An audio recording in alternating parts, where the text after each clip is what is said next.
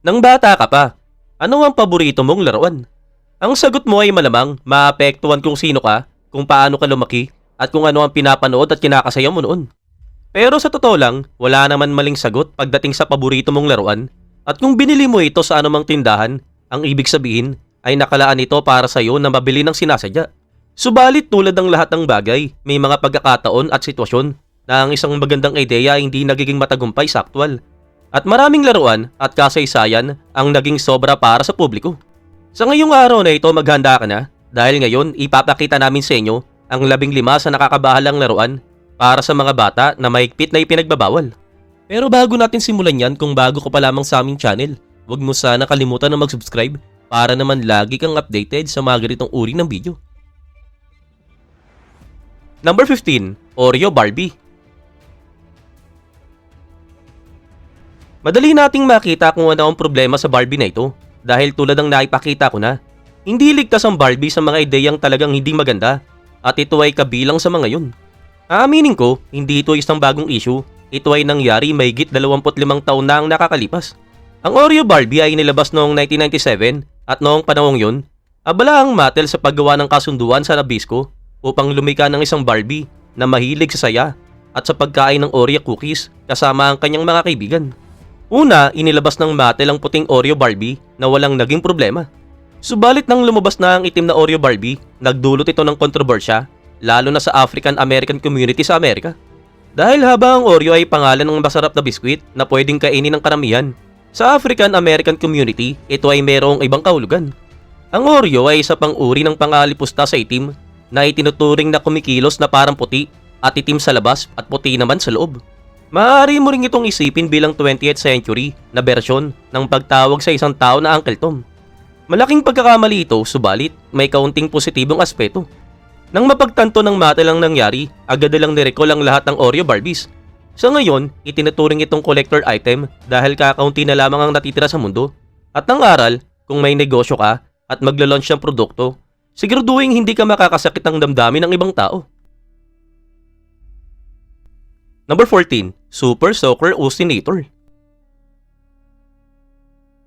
Para sa marami, ang Super Soaker ay hindi lang basta laruan, isa rin itong malaking bahagi ng pagkabata.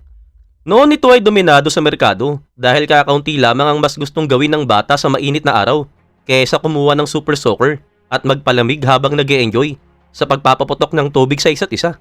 Bukod pa rito, marami kang pwedeng pagpilian ng modelo ng Super Soaker para sa iba't ibang klase ng battles. Subalit hindi lahat ng ideya mula sa Super Soaker ay naging matagumpay. Ang Osinator halimbawa ay ibang klase. Sa halip na tubig, nagbubuga ito ng puting malagkit na substance. Hindi ito kaaya-ayang tignan at kung nakita mo ang commercial, halatang hindi nila naisip ang magiging epekto ng produkto sa mga tao. Binanggit nila na parang alien ooze ang ibinubuga nito, pero kung iisipin ng maigi, dapat ay nakita nila kung paano ito talagang magmumuka. Dagdag pa rito, ang ooze ay mahirap alisin sa damit at buhok at credit sa effort pero bagsak sa execution. Number 13, The Face Bank.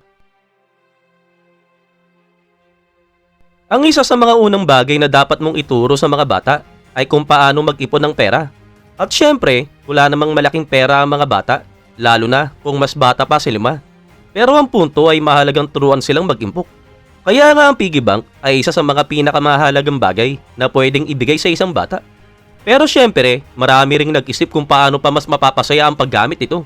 Kadalasan, nagdadagdag sila ng cute na disenyo o interactive na elemento. Doon papasok, malungkot nga lang, ang dalawang bersyon ng face bank.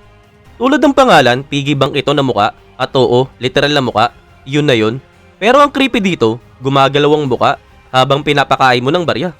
Para bang kinakain niya talaga ang coin habang nakatitig sa'yo gamit ng maliliit niyang mata na parang may iniisip na hindi mo gustong malaman. Nakakatindig balahibo at oo, dalawang bersyon pa ang ginawa nila. Ano nga ba ang nagawa ng mga bata para mabigyan sila ng ganitong kabangungot na piggy bank? Para sa mga magulang, kung naghahanap kayo ng piggy bank para sa anak nyo, mag-basic na lamang kayo.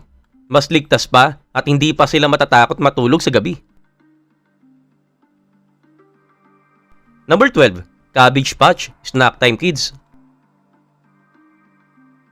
Ang Cabbage Patch Kid ay isa sa mga pinaka-iconic na laruan sa buong mundo. Cute at simple at talagang minahal ng mga bata at magulang. Pero katulad ng marami, hindi rin lahat ng ideya nila ay naging matagumpay. Balikan natin ang 1996 nang inilabas nila ang Snack Time Kid doll, isang Cabbage Patch doll na kumakain ng plastic food na ibinibigay ng bata. Kakaiba, di ba? Para bang nagpapakain ng tunay na baby doll. Pero narito ang problema. May motorized mouth ang doll at walang off switch. Habang naglalaro ang mga bata, minsan napapasok nila ang daliri sa bibig ng doll at kinakagat ito. Ang mas malala pa, may mga batang nakuha na ng buhok na nahatak, papasok ng umiikot na bibig at literal na kumakapit ang doll sa ulo nila na parang kinakain ng bata. Sinabi ng Mattel na hindi raw nila ma-replicate ang problema at dumaan naman sa testing ang doll, pero malinaw na hindi sapat ang ginawa nila. May maraming insidente sa loob ng unang ilang araw pa lang nang inilabas. Ang tanging paraan para ihinto ang bibig, tanggalin ang battery sa likod. Kaya naman oo, hindi nila na childproof na maayos ang laruan at syempre, hindi mo rin masasabi kung ano ang maiisip gawin ng isang bata kapag may bago silang laruan sa kamay. Number 11, Magic Monkey. Naalala mo ba ang Toy Story 3? Kung oo ang sagot mo, siguradong kilala mo ang laruan na tinutukoy ko. Sa playroom ng mga bata, may mga laruan na pilit tumatakas dahil sobrang harsh ang bata sa paglalaro. Pero hindi sila nakalalayo dahil may isang unggoy na nagbabantay at nagbibigay alarma kapag mayroong laruan na nagtangka na tumakas. Ang unggoy na yun ay si Magic Monkey at oo, totoo siyang laruan sa totoong buhay at oo rin pang matagalan ng bangungot at dala niya. Seryoso, sino ba ang nag-isip ng magandang ideya na ito? Ito ang uri ng laruan na tumatatak sa isip ng bata at hindi sa magandang paraan. Halatang naapektuhan din ng Pixar dahil ginawa nila itong kontrabida sa pelikula at tama lang dahil mukha talaga itong halimaw. Talagang walang tama sa disenyo ng unggoy na ito. At yung cute ng mga kilamang anggol, madali lang sana yung tipong tumutugtog ng symbol pag ina-activate. Pero talagang tila mas pinili nila ang pinaka-creepy na disenyo na kalauna na yung naging meme dahil sobrang akma sa pagiging disturbing niya. Number 10, Baby Laugh A Lot. Kapag gumagawa ng dolls, madalas gumagawa ang mga toy maker ng laruan na may simpleng sound o action para maaliw ang bata. Kaya ang ideya ng dala tumatawa, reasonable, cute, at pwedeng maging hit. Pero ang Baby Laugh A Lot ay talagang ibang usapan. Kung napanood mo na ang sobrang creepy na commercial ito, maririnig mo ang tawa ng doll at hindi ka magiging pareho pagkatapos nun. Ang tunog, para kang nakarinig ng halakak ng demonyo. Parang ito yung tawa na maririnig mo habang ikaw ay bumababa sa impyerno. Ito ang klase ng tawa na nagbibigay sa mga tao ng takot sa mga dolls. Walang may gusto nito at sana hindi na maulit ang ganitong laruan. Yung mismong commercial pa lang, mula umpisa hanggang dulo, kabado ka na. Number 9, The Jibba Jabber. Ang laruan na ito ay naban dahil sa lehitimong dahilan at gusto talaga naming malaman kung sino ang nagsabi na good idea ito. Ang Jibba Jabber ay laruan na nilalaro sa pamamagitan ng pag-alog. Yung tipong pag-uga sa leg dito ng pabalik-balik na para bang sinisingil mo siya ng utang. Hindi ito yung klase ng wholesome na paglalaro na gusto mo para sa mga bata. Mas lalong lumala nang i-market pa ito bilang stress reliever. At naglagay pa sila ng label kung bakit hindi dapat gawin ang ganitong pag-uga sa totoong sanggol. Napansin ng publiko na parang ito ay training toy para sa shaking baby syndrome na maaaring makakitil. Kaya syempre, nagkaroon ng uproar at tama lang. Number 8, Breast Milk Baby. Kung akala mo, tapos na tayo sa mga kakaibang kakayahan ng ilang dolls, nagkakamali ka. Noong bago pa lang si Bill O'Reilly ng Fox News, may laruan siyang nakita na parang sa kanya ay sobrang disturbing, kaya napilitan siyang mag-rant on air. Ang laruan na ito ay tinatawag na Breast Milk Baby. At kung iniisip mo na ito ay isang doll na ginagaya ang pagbe-breastfeed, tama ka. Gumagawa ito ng sucking sound na idinidikit sa particular na parte ng damit na suot ng batang nag-aalaga sa doll. At syempre, hindi natuwa si O'Reilly, pati na rin ng maraming magulang. Para sa kanila, mali na bata pa lang ay tinuturuan o hinahayaan ng mag-roleplay ng breastfeeding. Kung sang-ayon ka man o hindi na mahalaga dahil ang doll ay pinull out na sa mga tindahan at hindi na nila nahanap ang paraan para ibalik ito. Number 7, Skinny Bones. Sa laruan naman na ito, babalik tayo sa 1970s, panahong maraming nagsasabing malamang hayang nag-design nito. Ang Skinny Bones ay laruan na binubuo ng mga pirasong buto at appendage na pinagdidikit-dikit ng bata para mabuo ang isang life-size na doll na halos kalansay na nakatayo. Ito na yata ang pinakamababang pamantay ng laruan, literal na parang pinagtagpi-tagping stick. Hindi na nakapagtataka kung bakit maraming batang na-trauma dito at sa katunayan, parang ginawa lamang ito dahil mukhang may taong naglaro ng patpat at biglang sinabi, "Uy, toy na to." At nabuhay ito sa mga alaala ng batang nadala sa weird at creepy nitong itsura. Number 6. Play-Doh Extruder. Siguro iniisip mo, paano masisira ang Play-Doh? Hindi masisira ang mismong Play-Doh, safe yun, pero may isang accessory na naging malaking problema. Kasama ito sa Kick Mountain playset at dapat ay nagbibigay daan para ma-extrude ang icing na gawa sa Play-Doh.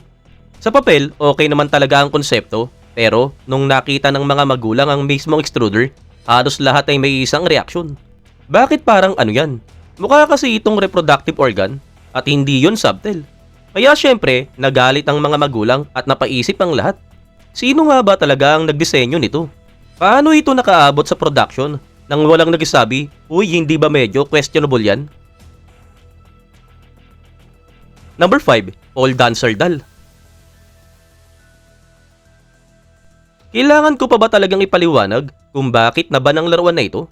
I mean seryoso, Pole Dancer ang pangalan at ginagawa niya mismo ang iniisip mo, isang batang doll na umiikot at sumasayaw sa poste. Wala talagang paraan para maging harmless ang konseptong ito. At oo, ginawa nila ito ng buong tapang at walang filter. Nang makita ito ng mga magulang online, natural lang talaga na magalit sila. Imagine mo, laruan para sa mga bata na naglalarawan ng isang napaka-adult na profession. Sabihin na lang natin na mayroong pole dancing para sa pang-fitness o exercise sa ngayon, pero hindi yun ang unang pumapasok sa isip kapag nakita mo ang isang doll na sumasayaw sa poste. Kaya naman hindi na nakapagtataka na talagang mabilis itong ipinagbawal. Number 4. Little Miss No Name. Kung may isang bagay na pinaguhugutan ng inspirasyon ng mga toy makers, yun ay ang mga season ng taon. May laruan para sa Pasko, tag-init, spring, at syempre sa Halloween. Pero ang Halloween theme toys ay hindi mo kaagad inuugnay sa mga doll, lalo na kung gusto mo ang itsura. Ang Little Miss No Name ay totoong laruan na talagang ibinibenta para sa mga bata. Itsura siyang batang pulubi, payat, marungis, tila umiiyak, at parang isang iyak na lang ay makikitil na. Hindi namin alam kung sino ang nagsabing magandang ideya ito, pero siguradong nagkamali sila. Maraming magulang at bata ang kinilabutan at hindi ito nagtagal sa merkado. Number 3. Growing Up Skipper. Isa na namang Barbie fail ito pero mayroong twist dahil hindi si Barbie ang problema kundi ang kapatid niyang si Skipper. Noong 1964, talagang malaking dagdag si Skipper sa Barbie family. Pero makalipas ang 10 taon, naisip ng Mattel na palakihin si Skipper. Walang nakakaalam ng dahilan kung bakit. Pero yung naisip nilang paraan para ipakita, ang pagdadalaga niya ay talagang ibang level. Ganito gumana ang Growing Up Skipper. Kapag binili mo, bata pa ang itsura niya, pero kapag inikot mo ang braso niya, bigla siyang tumatangkad at ang mas malala, lumalaki pa mismo ang dibdib niya. At oo, ganun talaga ang mekanism. Talagang hindi nakapagtataka na talagang maraming magulang ang nagalit. Hindi nila matanggap na pwedeng paglaruan ng mga bata ang ganitong pagbabago ng katawan kaya itinigil ang production. Pero ang mas nakakagulat, mayroong lumabas pang version noong 2007 na halos kasing lala o mas masama pa. Number 2. Avenging Unicorn Narwhal. Ang isa naman na ito ay talagang hindi naman talaga laruan para sa mga bata. Pero gets mo kung bakit marami pa rin nagreklamo kung bakit pa ginawa ito. Ito ang Avenging Unicorn Narwhal Set, isang toy na kung saan maaari mong paglaruan ng unicorn or narwhal para tusukin ng mga tao gamit ang sungay nito. Talagang impale, as in literal ay dinisenyo ang laruan para manaksak ng miniature people at ipakita ang mga napuruan mo. Ano naman kaya ang pumasok sa isip ng gumawa nito? Pero kung iisa-isayin natin ang mali sa mundo, aabutin tayo ng maghapon kaya tuloy tayo. Number 1. You Can Shape the Baby. Hindi ko akalaing ito ang magiging final entry. Imagine mo, isang baby doll na pwedeng ahitan at sobrang unsettling ng itsura at konsepto. At ang mas weird pa rito, ang gumawa raw ng laruan ay mas gustong gawin na social commentary. Okay sana kung ganun, pero bakit baby da lang napili niyang gamitin? At imagine mo na lamang ang gulo sa bahay, mga bata na inuubos ang buhok sa manika, sabog ang mga buhok sa sahig, at may tunog pang parang totoong pang-ahit. Kaya naman hindi na nakapagtataka, creepy, weird, at siguradong hindi dapat laruin ng kahit sinong bata. At yan ang listahan ng mga laruan na sobrang kakaiba, kadiri at talagang disturbing. Alin sa mga ito ang nalaro mo na? Ipaalam mo naman sa amin sa komento. At huwag mong kalimutang panoorin ang iba pa naming video na nakalagay sa screen. At kita-kits muli tayo sa next pa naming video.